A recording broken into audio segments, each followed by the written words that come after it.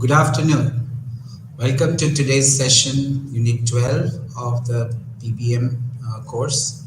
Today we are going to talk about the brand architecture and brand extension as the various strategies to handle the brands better. In this unit, we'll go through the concept of brand architecture, what are the components, how to create a brand architecture strategy, and perhaps build and go on to explain how to build a brand portfolio and rationalize if necessary at a given point of time. We will also refer to something called the brand hierarchy.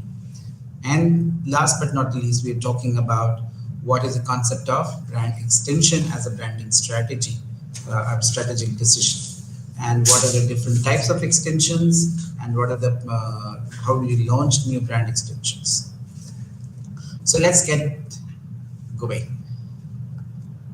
Have you looked at any kind of a product portfolio of any company, something like the Coke, like Coca-Cola per se? You will find they have different kind of beverages in terms of Coke, Fanta, Limca, Thumbs Up, at least in India. And if you see these, there are multiple such brands. If you look into HUL, similarly, you will find across different soaps, detergents, there are multiple brands which are available. At a global level, these companies have something like 300 to 400 odd brands which are offered to the markets across the globe. HUL could be having something nothing less than 200 brands available only in India. So how do you manage that? It is a humongous task to not only nurture, not only create, nurture, but grow these brands and can look into the brand's sustenance in the longer period of term. And what happens is as you go along, the competition catches up, and as the customer becomes more picky or choosy about the products that they want to buy, you will find that the architecture or the kind of portfolio that you offer to the marketplace becomes an important consideration for the brand managers into how to manage and balance it. So we will be looking into those kind of parameters when we are looking into the brand architecture. So to give you kind of a sense as to why we need a brand architecture is basically it relates to how you structure the offerings to the marketplace in terms of your brands, what kind of portfolio you maintain, how do you ensure that these brands become very strong over not only when you start, but it goes on to becoming establishing as a very strong brand and sustain the benefits to the customers as well as to the firms. But at the same time, they should also bring in a clarity whenever you are offering this, the structure of these brand offers. One should also have a clarity in terms of how are they distinct from each other, how are they differentiated from each other, or what are the commonalities that they are associated with. So it helps to track the brands and help them in managing them in future. So just to put you into a nutshell, we will talk about in this diagram, as you can see, the brand architecture talks about developing brand architecture strategy, brand portfolio analysis, and how to handle something called the brand hierarchies, and also the corporate branding, because branding is not necessarily related to only products but also to the companies. So we will look into two major important roles that in brand architecture, as we have already seen in brand equity, the concept of brand awareness and brand image. Because when you talk about brand awareness, it talks about the identity part of it, because this is what the firm offers to the marketplace, and the image is something which is formed in the minds of the customer once they have been associated with the brands, or they have utilized the brand, or have purchased the brand and utilized it. So let's roll on to what kind of brand architecture strategies are. So if you see with the first parameter, first step that we look in the brand architecture, it gives you a kind of a structure or a way to handle the brands that are offered by the firm. And of course, how are they related to each other? How are they not related to each other? Is there a kind of a clarity in their offering? Those kind of things. So developing a brand architecture is a very complex matter and requires the following steps. The first thing is developing a brand potential, defining the brand potential, what we call as a brand vision.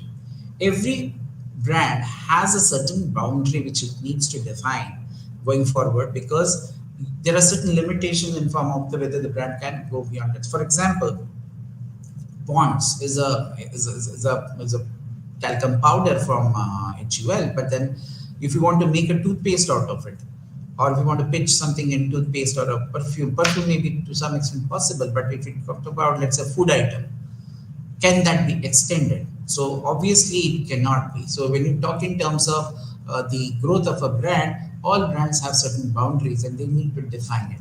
Like in the case given here, Maruti has set boundaries by offering their automobiles. Beyond automobiles, they can go for it as an opportunity. But then when you talk about branding, you need to go for a completely different set of branding activity for them.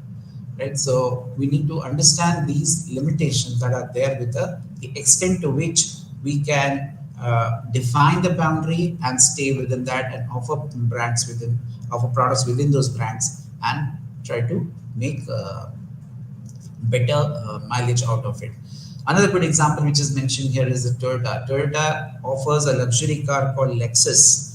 But if you see the architecture of Toyota, Lexus is put upon as a separate brand entity in the brand relationship spectrum, because consciously the company does not want their Toyota image to have any kind of a saying. They have their own logo. Lexus has its own logo. It does not use a Toyota logo at all. It is standing on its own. But it's a part of the offering that the company has in the luxury segment. So sometimes the importance of what you are offering to the target audience, the kind of target audience you have identified with a specific message, you need to have a different kind of a vision or a brand vision. Of course, your brand vision is supported by the positioning or the image that your brand tries to carry forward.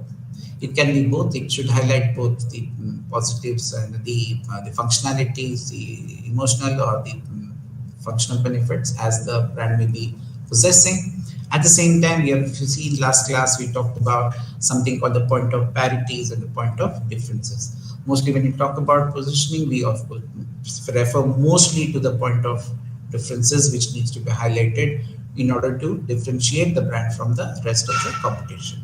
But having said that, we also look in the point of parities. The second most important point in terms of the brand architecture while you're developing brand architecture is identifying what can be the extension possibilities for your brand. When we talk about extension possibilities, what we mean by that is that whether we can launch new products and services from the existing product categories or the product class. So when you are looking into, there are two types of extensions possible. One is called the line extension and one is called the category extension or the brand extensions. So when you extend or add new products within the existing product category or within the product line, it is called the line extension. So when you talk about, say for example, the Big Shakti toothpaste example which has been highlighted here, when you come up with new brands, but it's Colgate with Shakti, Colgate gel, Colgate mouthwash or whatever it is. So you are talking in terms of line extension under the Colgate toothpaste category.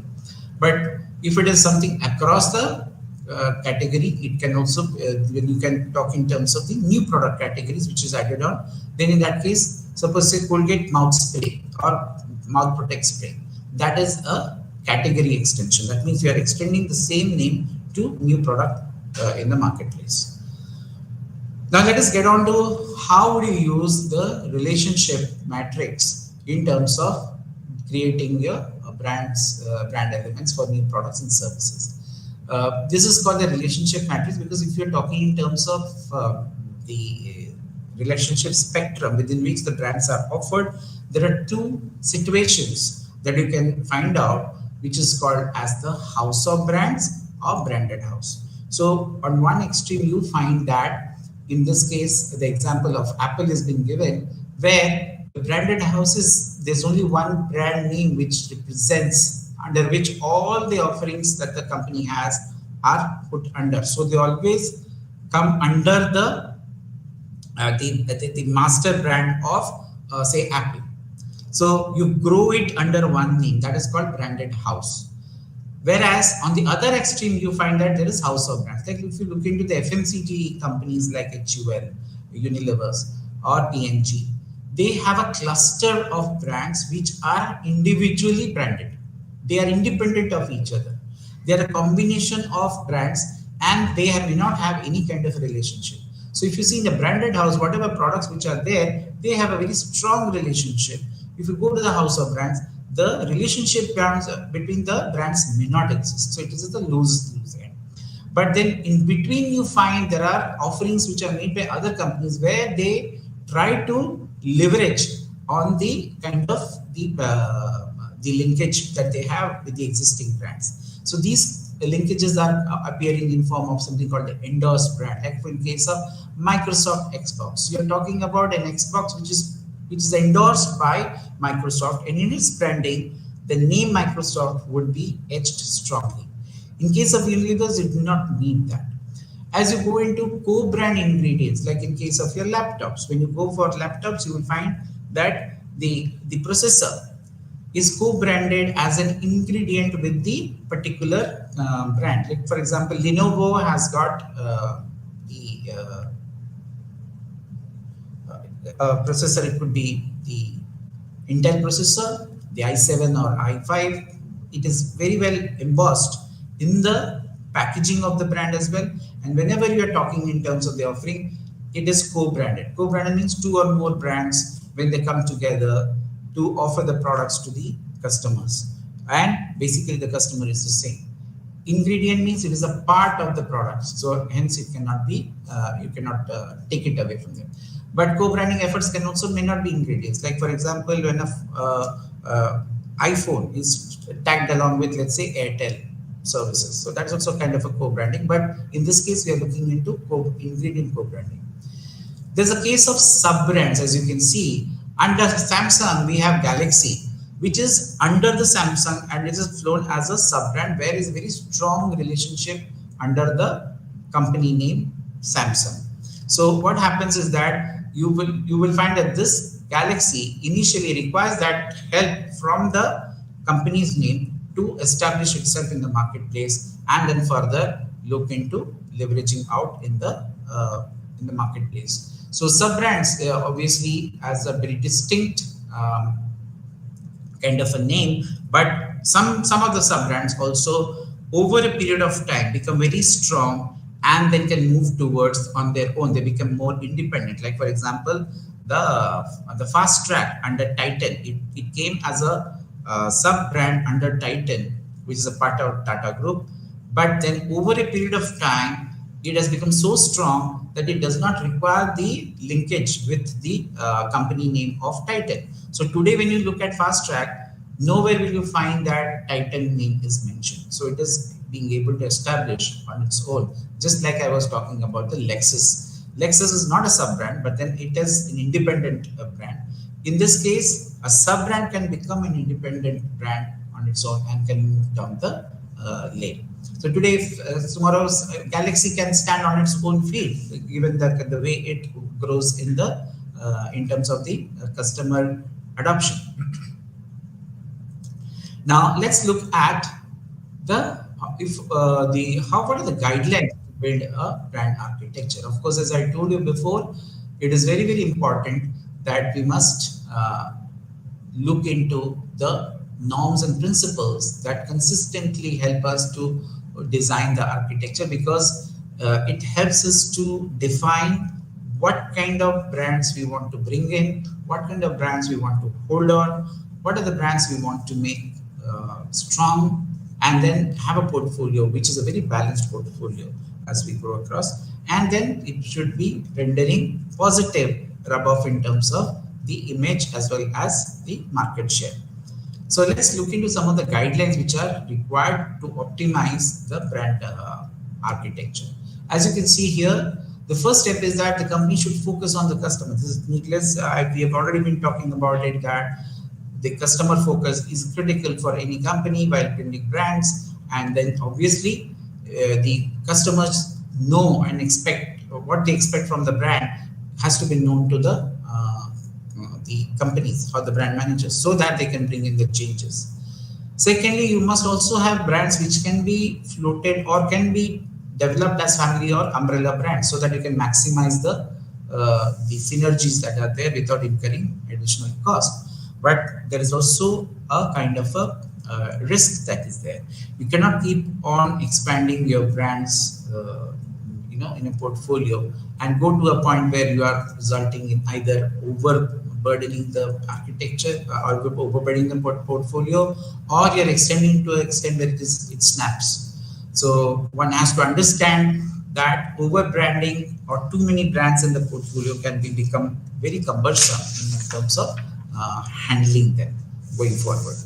We also need to be very careful about the sub-branding strategy which we talk about, because the sub-brands basically strengthen the parent brand by communicating the relatedness and distinctiveness. But as I told you before, that when it gets introduced, it comes under it strengthens the parent brand by giving something very unique to the marketplace. But over a period of time, it can stand on its own feet, and they can decide, and you can decide whether you want to retain the company name or that parent linkage, or you don't want to have it. So that is another important thing.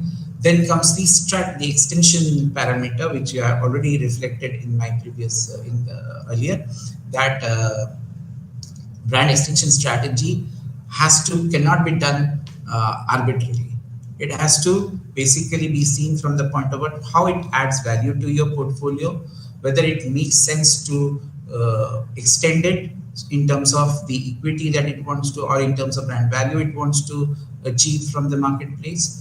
And then, of course, you should look into that the brands which are acquired and are added to your portfolio or added to your brand architecture, they should be aligned to the requirements. For example, some brands, Savlon has been acquired by ITC, so it has to come within the parameter. Of course, when you acquire brands, the brands also come up with certain images earlier, but we can tweak it and you can make some changes to align to your current brand architecture, so that you can reposition or rebrand it so that it gels well with your kind of brand architecture or brand portfolio.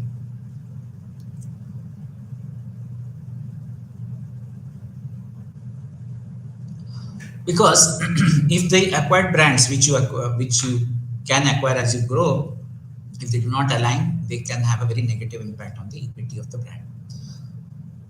Next, we move into the brand portfolios, which is another part of your brand architecture. So when you talk about brand portfolios, what kind of brands should you have in the portfolio, which will help in maximize the brand equity, and it can be the brand managers can leverage out of it as we go along.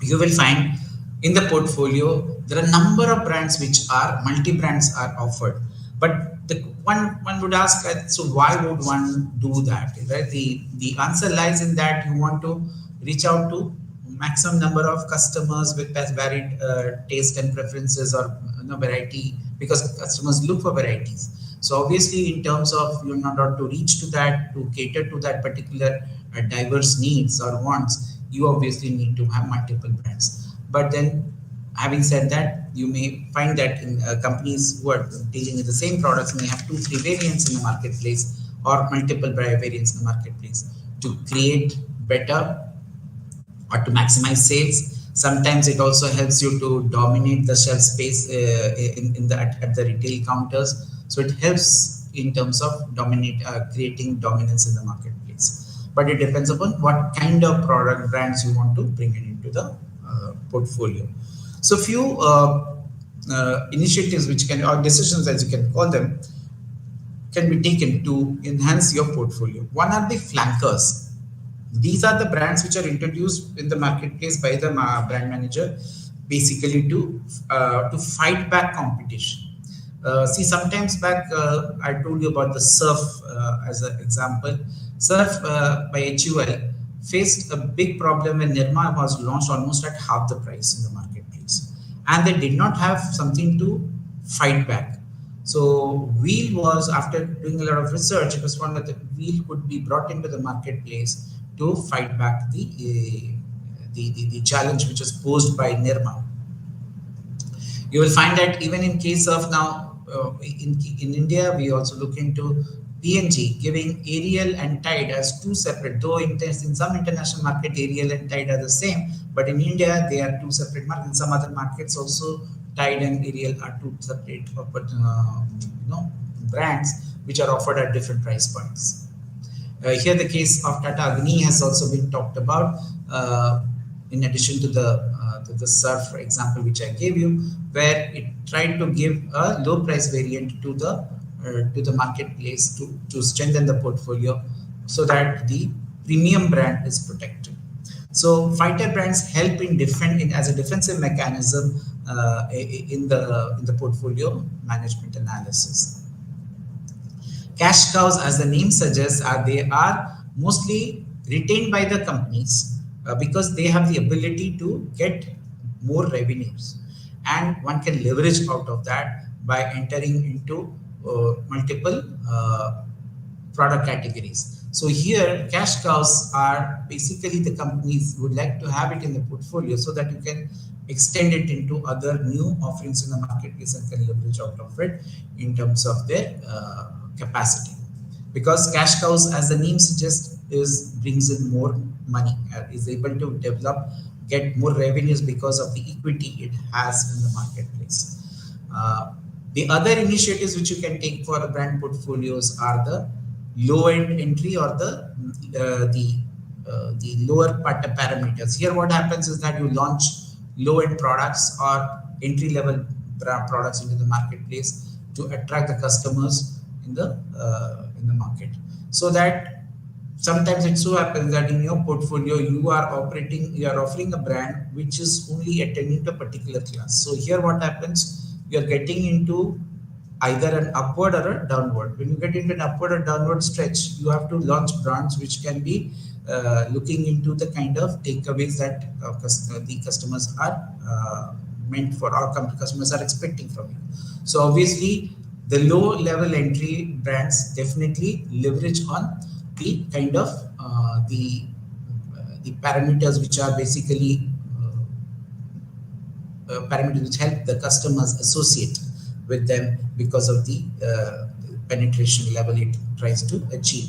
And it can also help in the line stretching. Line stretching, as you know, we talked about in product management, where you're talking about upward stretch and downward stretch. So you can strip certain things and introduce new products in the marketplace. I gave you an example of Centro Economy when it was launched to offer a product at less than 3 lakhs as a variant in the marketplace to basically cater to the price sensitive customers in the small car segment.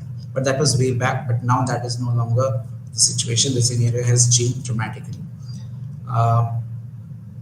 Understand, though, like you have a low price entry, there's a possibility to enter into the high end, which is basically called the prestige brands. Obviously, as the name suggests, you want to attract to the high end of the market and try to make better, or it could be a niche segment that you could be looking at to cater to in the marketplace. Here again, Lexus comes as a very classic example to enter the luxury segment, which is a high-end segment, or it's a prestige brand for the Toyota. Sometime back, Maruti had launched, as the example which has been shared here is perfectly fits to the requirement. We had a brand called Kizashi, which is no longer there, but it failed miserably. Unlike the Lexus, which did extremely well, was doing extremely well, Kizashi as a brand which was offered in the marketplace by Maruti as a prestige brand at a higher level definitely did not resonate with the customers, and it went a premature exit. So we got to understand that the kind of offerings that you do, whether it's a flanker, whether it's a cash cow, or whether it is a low end or a high end, would depend on various parameters that the portfolio is. Whether the portfolio needs strengthening, we need to look at whether the portfolio can be managed, or we have to look for revitalizing the portfolio. Revitalization means basically you're trying to increase the market coverage or minimize the brand overlap. If you're talking about brands are very cluttered in the marketplace, that overlapping, if you want to minimize, you want to have very separate kind of portfolios where critically you look into the differentiation or the positioning of the brands in the marketplace, so that the distinct benefit or the attribute which you are trying to offer to the target audience can be captured. And if you look into here, there are a few strategies which are used to basically go for the rationalizing of the brand portfolio. Let us discuss some of them. Obviously, companies do go for liquidation where of certain brands if they find that it is no longer being able to give you the revenues which which is meant to, or it is not as per your expected returns. So they discharge, they terminate it and utilize their assets and so that it does not remain as a liability. Merging, you could merge with another brand, because if it helps to strengthen that particular offering, you would like to merge into one brand so that the merger could lead to a very strong brand. This can happen primarily because of the cannibalization effect. If two brands which are offered are very closely, in terms of benefits they are offered in the marketplace, it can lead to a cannibalization effect, which means that when you are offering two brands, one would eat away the market of the other. So when that happens, the brand which was there, some of the brands do get affected, and it creates more confusion in the minds of the people rather than a clarity. And that is not a very good way of handling the brand portfolio. Looking into this, selling of the brand is an option where you will find that many times brands do get sold off, get acquired. So this is a case which was in the Lakme brand, which is a very unique brand of Tata's, exchanged hands when it was sold off to HUL. Another could be the Parley Agro, which sold off, or which was acquired in Thumbs Up, which was acquired by Coca-Cola when they entered in 1996 in the Indian market, because they found that in their portfolio, Coca-Cola was a major threat to them, and being a big player in the marketplace, it always makes sense to offer this brand to be acquired and be put into the Coca-Cola, the Coca-Cola range of portfolios. Whereas for Parley Group, they could make money out of having the selling of Thumbs Up, which was one of the pioneering brands as far as the cola market is concerned. It was dominating the Indian market space. Milking is done obviously when you want to derive maximum sales, and you'd want to maybe at some point of time want to get out of this market, but you don't want to invest anything anymore in the product, and find the product is perhaps losing the market share, the growth rates are falling, hence you try to we call milk the brand. That is a term which is not referred to that you try to derive maximum from the market and then take a call in terms of whether you want to stay in it or you don't want to stay in it. The elimination is almost in the same line as the liquidation. The only thing is that you don't merge or do anything, but you just, because the product becomes obsolete, finds no acceptance, no kind of differentiation in the marketplace. As a result, it is showing falling sales. So you would like to take it out and maybe substitute the market with a much better product, like what they did with Maruti did it with WagonR and Alto. So today, if you see, earlier Maruti 800 was the breadwinner for Maruti. Today, Alto is a breadwinner because the numbers are huge when it comes to, or WagonR is huge to make the product or the portfolio stronger. So many times you eliminate or weed out the weaker brands as the time goes, and they lose their resilience in the marketplace.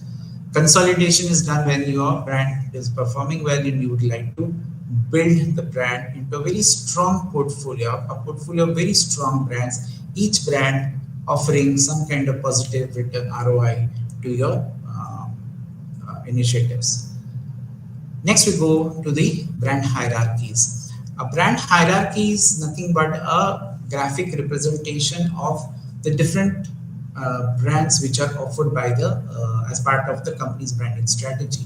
So it captures the potential branding between the company's products and services, and it just can be put in form of a kind of a graphical sense. As you can see it here, we'll take the example which have been given here.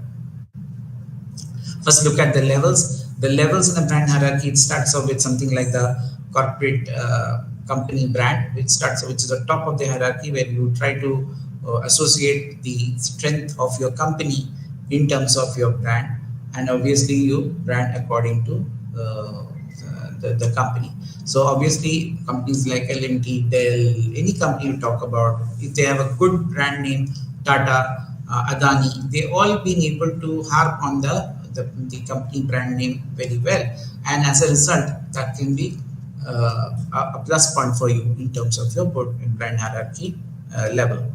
That's the highest level. Then you come to the next level. We are talking in terms of the family or the range brand. Family range brand, we have already talked about that in the branding strategy, where you're trying to grow a brand name as a family, looking into various product categories, multiple product categories and product classes, and then they're brought under the that particular brand name, not necessarily linking with the company's name. So these are called master brands or umbrella brands, as we call it, and you try to grow it under them.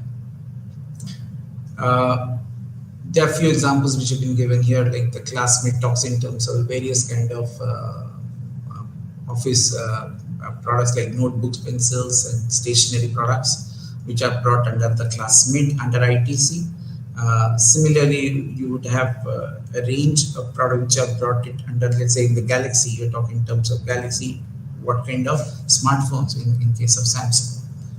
Individual brand names, obviously, as I told you, name suggests that we don't require any other name, which is only one particular product, one brand name, which rules basically talks in terms of one product category, and it is used for offering distinct kinds of products within the category. So you can have something like the Mad Angles or Tede Mede, as the case in case of an ITC. And in case of modifier level, you can add certain variations to the existing product, to that the particular brand, and bring out varieties in terms of offering to the marketplace. And product descriptor is nothing but a description of the product, of what the brand represents. So if you see the brand hierarchy level, as you can see it here, the higher the level, I mean, the more the brands which are floated here, it gives you more clarity, it gives you better way of handling. So you need to graphically represent how your brand hierarchy looks. But brand hierarchy decisions are critical to take to make your brand hierarchy work. So what are the things that one has to keep in mind, the brand managers have to keep in mind while taking the brand hierarchy?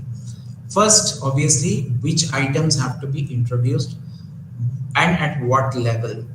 You have to understand that. That's a very, very critical thing, because you have to think of a brand which can be extended or can be expanded with the potential to expand as the market goes by. So you need to map the growth potential of the brand as you are selecting the items for the brand hierarchy. Secondly, we should need to go for the employee, which levels would be, while you are offering the brand, at which levels will you be offering the brand, whether it's a corporate level, whether it's the family brand. Of course, family brand may not be feasible, it may be at an individual level, and then as you go on, you can be in family and corporates, and you can get into the modifier.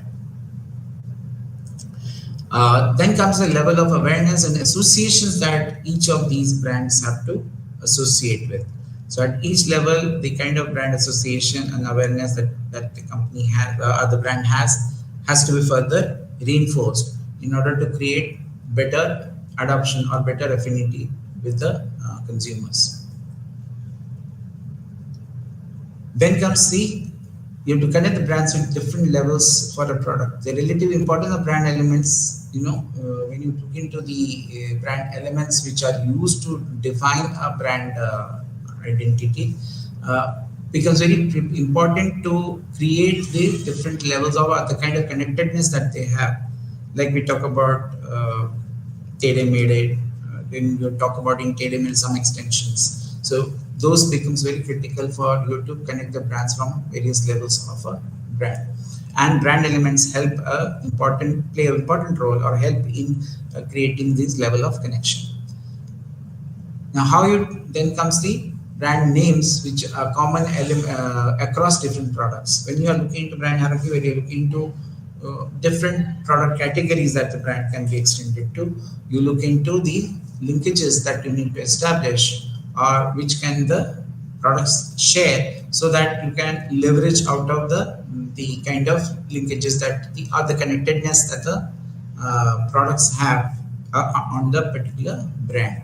So thereby what happens is strengthens the brand. When you say talk about Maggie extended to other products, it strengthens that brand portfolio, and it helps the hierarchy to come across. When you talk about noodles, different atta noodles, the pastas and so on and so forth, you find that it definitely helps the brand go vertical as well as horizontal.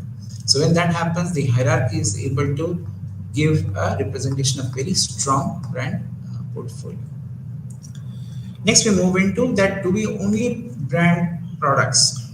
We also brand companies. So corporate branding is slightly different from that of a product branding. In case of the corporate branding, the entity is that of a company, unlike in the product branding.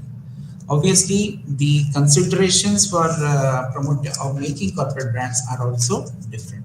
We need to look into something like the why the company was thought of. When you look into their values, their missions, their vision statements, and sometimes that is a larger concept in terms of the entity, and the associations also have a wider range. So when we are looking into corporate branding, that factor has to be kept in mind while we are talking in terms of the corporate branding. For example, when you talk about the Citibank, the city never sleeps. You're talking about a service from the banking of a company, which can be 24/7. But then that creates a kind of a very strong, what do you call it, identity in the minds of the customer. And then obviously, these corporate branding is an intangible thing. So it cannot touch and fret. It can only be able to whip up a kind of a feeling with the customers. So when you are looking to the communications of a corporate brand, we generally focus on what is the core of the brand, what is the core philosophy of the brand, and what the company stands for, what the big takeaway that anybody wants to have when it comes to the company's offering.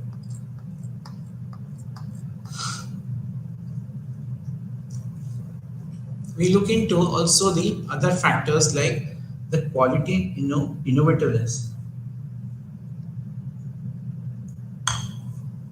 that your company is associated with. For example, your company could be known for design, it could be known for innovation, it could, like in case of Apple, it's known for innovation. So when you're talking about corporate brands like Apple, one has to keep that it has to convey that feeling of quality and innovativeness while you are talking about the brand to them. And obviously, it should evoke a very, very positive vibe with the audience. Another thing which one has to look into is today's market with concerns like sustenance, environment factors, and also the gender diversity. These are things which every company forms goals on, sustainable goals. So one has to keep that in mind while you are looking into the corporate branding, because that helps us to give a very, very positive feel in the marketplace, and also to the stakeholders as well as to the prospective investors. If you're talking about an IPO, their corporate branding plays an important role in terms of getting the investors' response. So when as a result, the kind of corporate campaigns which are meant for corporate brands have to be very meticulously planned in terms of what kind of social issues or environmental issues or the sustainable models talk of in terms of a big takeaway in terms of the consumer connect. Last but not least, we move into the strategies that are followed for brand extensions. Brand extension, as you know, is a approach which is under the ambit of the family branding or the umbrella branding concept. Because here the idea is that new idea items which are launched under an existing brand name uh, must create, or in a different or a new product in a different product category, each of them should contribute to the overall success of the brand, of the business goal. So when you're looking to the brand extension as a strategy, we need to look at the which kind of brands can be extended, because we cannot go blind in terms of going for an extension arbitrarily. Many a times it has been seen that the brand extensions often fail. According to a study by Nielsen in 1999, they found that FMCG have greater rate of failure, which is around 80%, which is very, very high. And what should we do to look into the extent that how brand extensions can help or can try to mitigate the issue. While we do that, we must also understand, while it tries to mitigate the issue of the kind of problem that we have in terms of, we are also sure that if the extension has been well thought of, right, in terms of assessing the consumer attitudes well, and we are able to compete in terms of your competitive strength, you are able to project the advantage over your competitors, then obviously you'll find that the brand extension definitely works to the advantage of the brand existing brand. Next, we move into what are the different kinds of brand extensions possible. Now, understanding brand extensions also, until unless the brand which you are trying to extend does not resonate or does not create a positive vibe in the marketplace, extension should not be thought about at all. Because if it is, it's a choice for you whether you want to really explore the possibility of extension or not. I have known in many cases where the brands have not gone for extension, been able to get better results, and in some cases, going for extension, they have been able to consolidate their presence in the marketplace better. So when you are talking about the elements that help extended brands in the marketplace for reducing failure, we have to be very careful about the kind of choices that we have. Anyways, let's look into going forward the kind of brand extensions that a brand manager is likely to engage. The first and the foremost thing that we talk about is the line extensions. Line extension, as I've told you before, that within the product, the existing product category, if you are bringing in new products, right, and which can basically are which can be you're basically looking into what you call as the giving better benefits to the customer in terms of the line filling activity, then it helps. But the only concern is that here you are staying within that same product category. You're not going beyond the product category.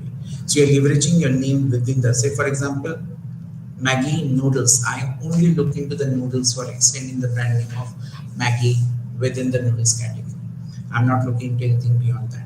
So under noodles, whatever the kind of possibilities are there, the whole set of possibilities, I'm able to bring in the marketplace, and I'm able to give some kind of a sense to fight to the competitors in the marketplace.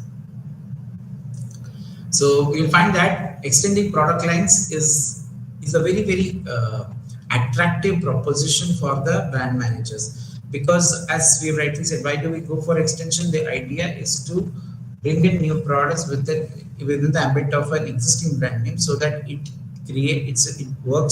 builds on the already established brand name, right? And it leverages, and the person can leverage in terms of its market returns. So it takes lesser time, less money to consolidate their marketplace, because they're already known in the marketplace. So from competitive reasons, sometimes product lines approach or line extension as a strategy, as a branding strategy, becomes a important parameter. In terms of other benefits, like okay, in the retail counters, you are getting more varieties in the marketplace. Obviously, it gives you more shelf space, more visibility in the marketplace, and thereby you're able to consolidate the market. But line extensions can be further divided into two types, the horizontal and the vertical. In case of horizontal, what happens, you are staying within the product class and you're extending the product brand name, the branding for the particular product as it moves within the product class. So for example, in case of the Diet Coke, Coke and Coke Diet Coke, you will find that it's a horizontal movement because you are giving more opportunities for a healthy conscious person. Like in case of light Horlicks, also Horlicks to light Horlicks to women Horlicks. These are like, we are strengthening within the product line and it is a horizontal kind of a thing. The next kind of line extensions where you're talking in terms of the vertical line.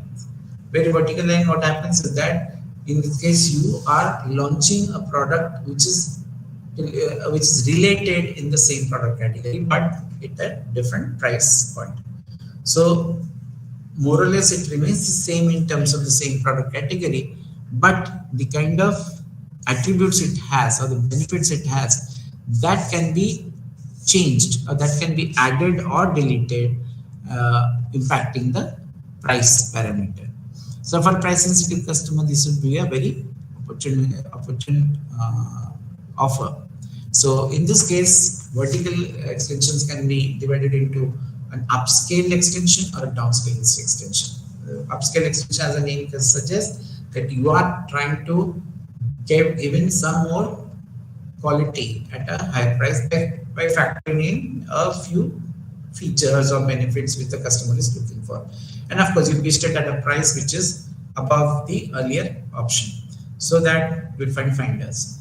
Secondly, we're talking, of course, here we need to know also the price sensitivity of the brand, because whether the brand is actually being accepted by the person or not, that is also to be seen. So it's not as if, okay, just put up at a upper price point, people will buy it. No, we have to go further in terms of whether there is, again, do people perceive the value of a upscale horizontal vertical line extension. Okay, the case study which is given is a very interesting case of Tata Harrier, which is at a price of 15 lakhs onwards, has helped to stretch their portfolio upwards. So we are able to give an upward stretch to the product portfolio by getting into the upscale extensions. Downscale extensions, where you talk in terms of we are trying to reduce certain features and you come up with a low price variant in the market, so as a lower consumer requirement, because everybody is not going to buy the same level of quality. I mean, if you talk in terms of the main product, so what they do is, if you scale it down, perhaps that will be more acceptable to them. Tata Tiago is a very good classic example where you're talking in terms of stretching it down in terms of its features, or it may not be. You keep the features same, you may tweak some features, but you launch it definitely under a lower price strategy than the other competitors in the marketplace. Now this is called a downscale extensions. Going to the category extension. Category extension, as the name suggests, so we are now going, this is a vertical and horizontal within the product line. But there is an opportunity where you're talking in terms of you could be launching a new product altogether in a different category, but you're extending the same name to that.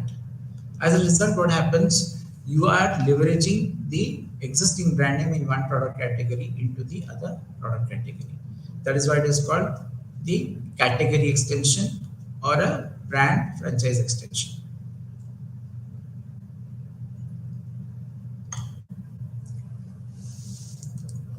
In case of a corporate branding, you talk about Reliance, which has gone into multiple brands, and they still think on branding them into kind of a under the Reliance portfolio, which is called branded house. If the same thing is also seen in case of Tata's, in case of Adani, where most of the products that you are, or the categories or new businesses that you are entering, you are extending the brand name of Tata or the corporate brand across various product category to leverage the brand name into other categories, right?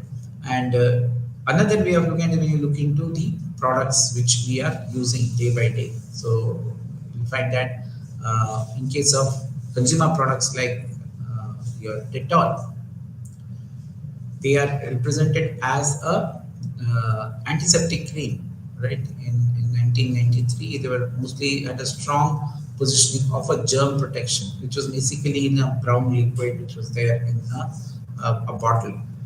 But then the brand over the years have entered multiple categories where you're talking about soaps, hand wash, sanitizers, wet wipes, like, and also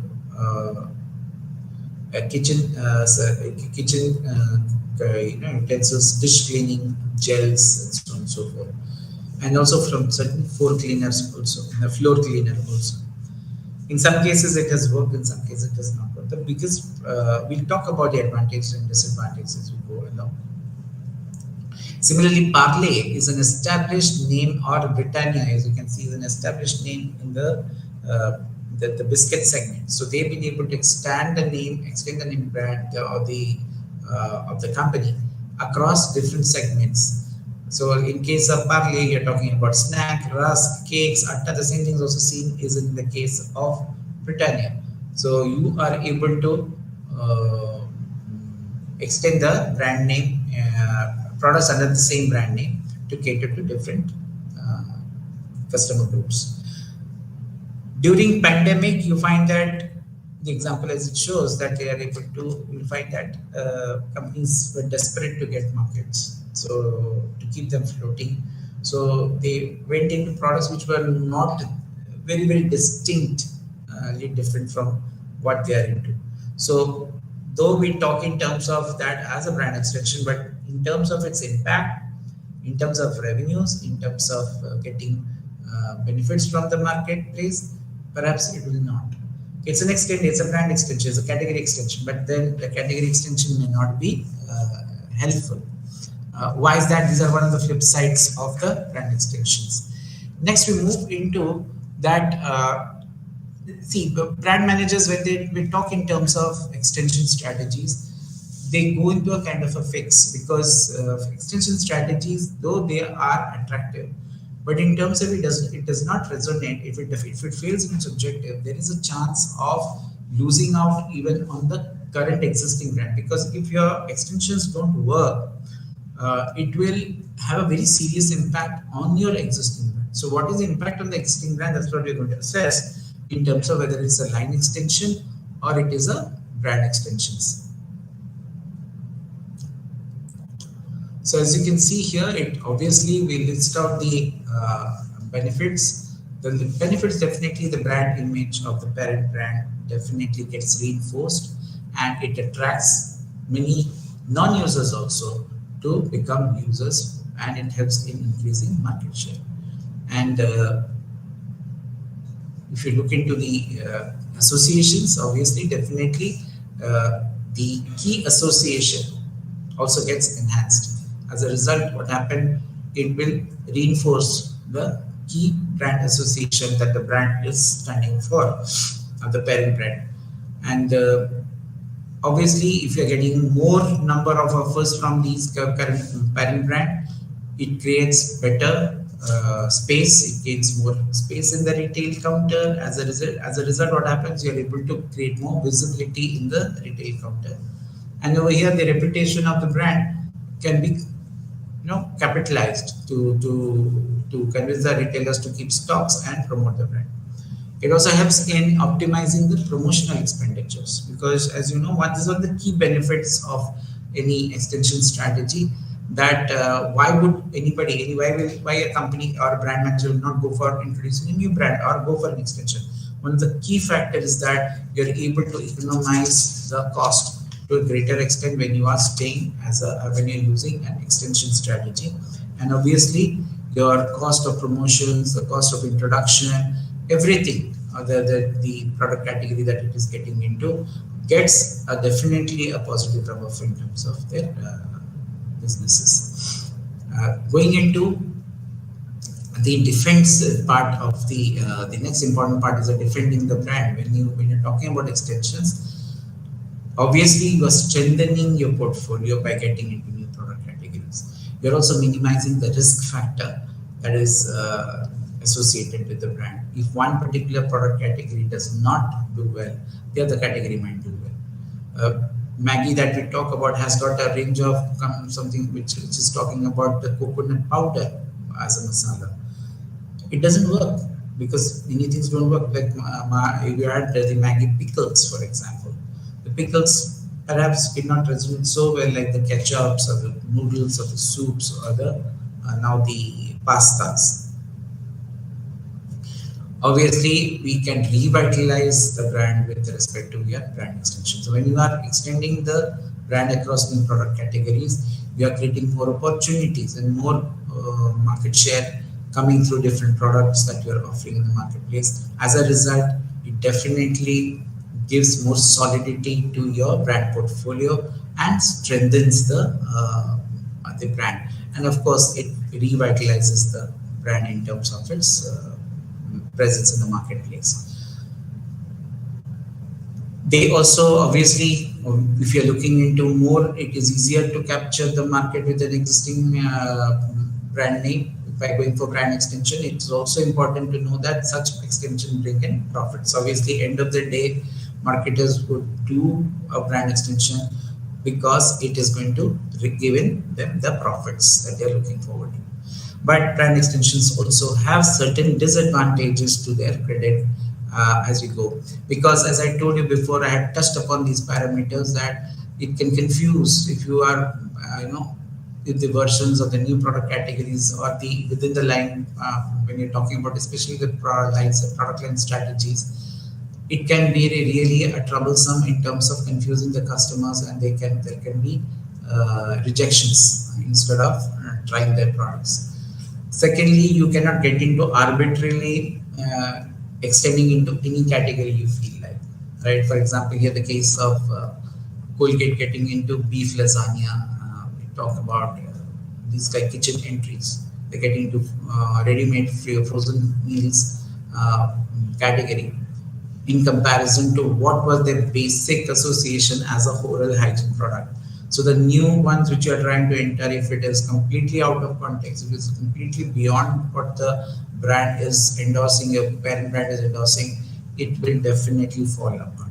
Like I was giving the example of when you're talking about Pond's talcum powder, okay, you can get into vanishing creams, you can get into oils, but if you try to extend it to, let's say, a toothpaste or a toothbrush or a mouth gel, it will not work because the core brand is the essence of the brand gets destroyed. So you cannot get into extending brand extensions over there.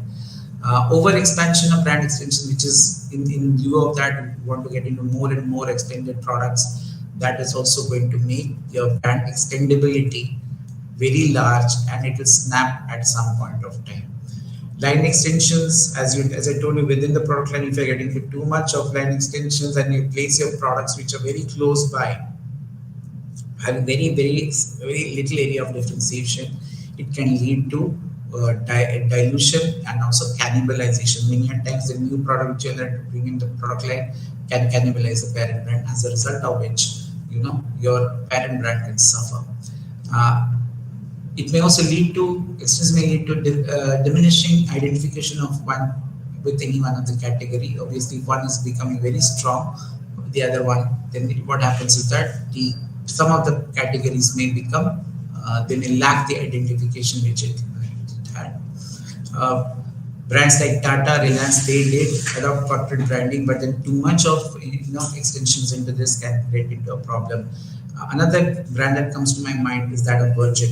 They have extended maximum to various products. They have not been able to hold on to these extended strengths. So they have not been able to see the benefits coming up. Brand extension also can help to launch new brands, but then if it is something which is foregoing the opportunity, rather you should launch products which are uh, tie up with the brand elements better rather than this. And as you can see here, there's a launching of a brand can talk about 6 steps, as you can very rightly point, as very pointed out. Let me just run through it as we're running short of time. It should identify the brand that needs to be extended. Then you have to understand the key associating factors and highlight the alternative definitions of the business. And then we can involve the identification products to each category.